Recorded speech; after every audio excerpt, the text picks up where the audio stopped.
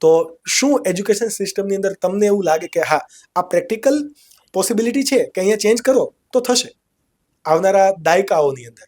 તમને એવું શું લાગે છે?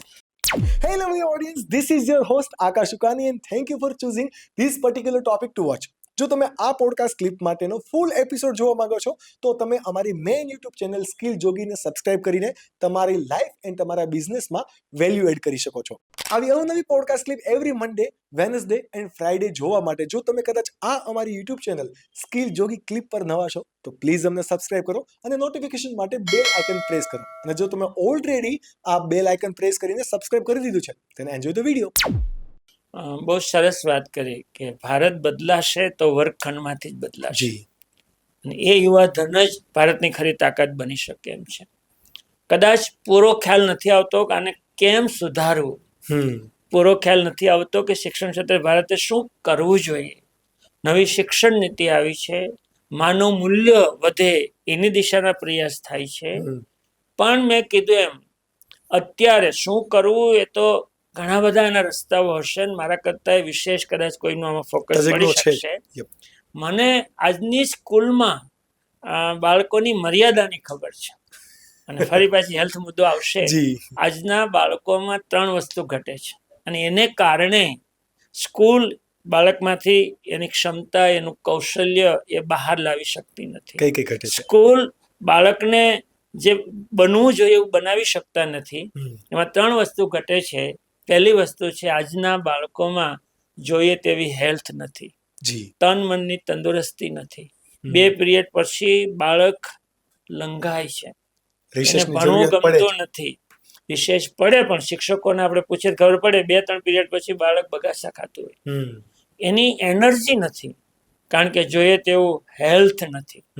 અત્યારના બાળકની જોઈએ તેવી મેન્ટલ સ્થિતિ પણ નથી, અને પરિણામે એને ભણવું ગમતું નથી, એનું ફોકસ રહેતું નથી. એટલે શિક્ષક ભણાવે એમાં એને ગમતું નથી, ધ્યાન રહેતું નથી, એટલે પરીક્ષામાં માર્ક્સ નથી આવતા.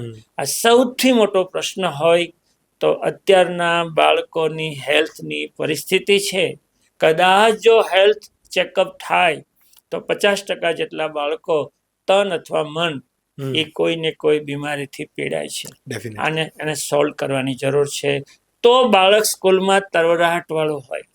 આજના લગભગ 8-9 ધોરણ પછીના બાળકોમાં હિમોગ્લોબિન ઘટે છે, D3 ઘટે છે, B12 ઘટે છે. પરિણામે માણસ થાકી જાય છે અને જોઈએ તેવી મહેનત કરી શકતો નથી. આ પહેલું રીઝન છે. શિક્ષણ પછી આપો, શિક્ષણ માટે પેલા બાળકને તૈયાર કરવો પડશે, તો એ બાળક આપણે જોઈએ તેવું બહાર નીકળશે. ગમે એટલા સિલેબસ બદલશું, ગણે એટલે આપણે જીવન વેલ્યુની વાતો કરશું, પણ બાળક જ મજબૂત થઈને તૈયાર નથી થતો તો જોઈએ તેવું પરિણામ નહીં મળે. આજના બાળકમાં બીજી એક મર્યાદા છે. મોટા ભાગે ચેક કરી લેજો, આજના બાળકના વર્ગખંડમાં જોઈને પૂછીને પણ આજના મોટા ભાગના બાળકને કંઈક બનવાની બર્નિંગ ડિઝાયર જ નથી. મારે કંઈક બનવું છે, યસ મારે કંઈક બનવું છે, તો એ બનવા માટે પ્રયાસ કરે. અને જો બાળકને ખબર પડે કે મારે શા માટે ભણવું છે ને, તો ભણવા બેસ એમ કહેવાની જરૂર પણ નથી. અને એને કારણે બાળકમાં વિઝન નથી. બાળક કંઈક બનવું જોઈએ, મા બાપની ઈચ્છા હોય એવું બની શકતું નથી. અને જ્યારે નોકરી શોધવા જાય, મારે કંઈક બનવું છે, ત્યારે ઘણું મોડું થઈ જાય છે. એટલે બાળકના મનમાં સ્વપ્ન હોવું જોઈએ, ડ્રીમ હોવું જોઈએ. મારા દેશ માટે આમ કરવું છે, મારા પરિવાર માટે આમ કરવું છે, મારા જીવનમાં આવું બનવું છે.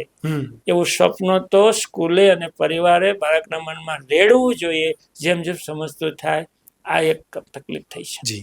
અને છેલ્લા 10 વર્ષથી ને છેલ્લા 2-5 વર્ષથી જે બાળકોની ઘટનાઓની, જે પ્રકારે બાળકો ગેરમાર્ગે જાય છે, શોર્ટકટ કરે છે, આર્થિક કૌભાંડો કરે છે, આ બધું જોયું અને સ્કૂલમાં બાળકોનું બિહેવિયર જોઈએ છે, ત્યારે આજના બાળકોની ત્રીજી મર્યાદા છે કે બાળકોને એના વાલીની આર્થિક પરિસ્થિતિનો અહેસાસ જ નથી.